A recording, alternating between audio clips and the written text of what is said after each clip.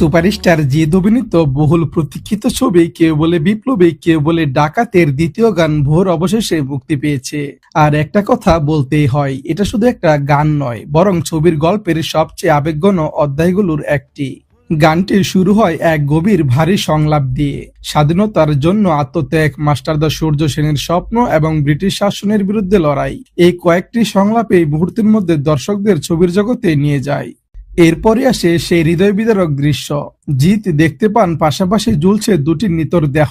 গানের পরবর্তী ফ্ল্যাশব্যাক দৃশ্যগুলো দেখে খুবই স্পষ্ট ইঙ্গিত পাওয়া যায় এদের একজন খুব সম্ভবত দুলাল রায় অর্থাৎ অভিনেতা চন্দন সেনের চরিত্র।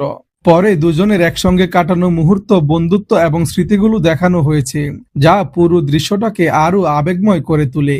এরপর পাশাপাশি জ্বলতে থাকা দুটি চিতার আগুন যেন আত্মত্যাগের এক নীরব প্রতীক হয়ে ওঠে। গানের মাঝামাঝি অংশে অতীত আর বর্তমানকে খুব সুন্দরভাবে মিশিয়ে দেখানো হয়েছে।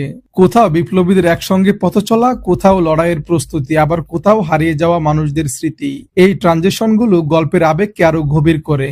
এবার যদি মিউজিকের কথা বলি, শান্তনু মৈত্র আবারও অসাধারণ কাজ করেছে। গানটির সুরে যেমন বিষাদ আছে, তেমনি আছে নতুন বুড়ের আশা। বারিশের লেখা কথাগুলো খুবই অর্থবহ, আর আদ্রিস ঘোষের কণ্ঠ পুরো গানটিকে এক অনন্য উচ্চতায় নিয়ে গেছে।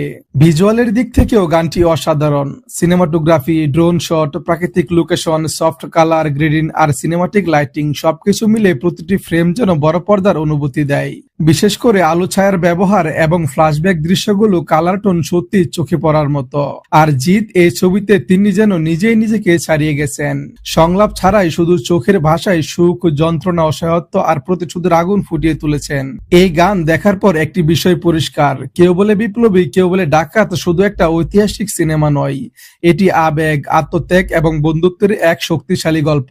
আপনাদের কাছে ভোর গানটি কেমন লেগেছে, আর আপনাদের কি মনে হয়েছে জ্বলন্ত দেহটি দুলাল রায়ের? কমেন্টে অবশ্যই জানাবেন। ভিডিওটি ভালো লাগলে একটা লাইক দিবেন। পাশে থাকার জন্য ধন্যবাদ।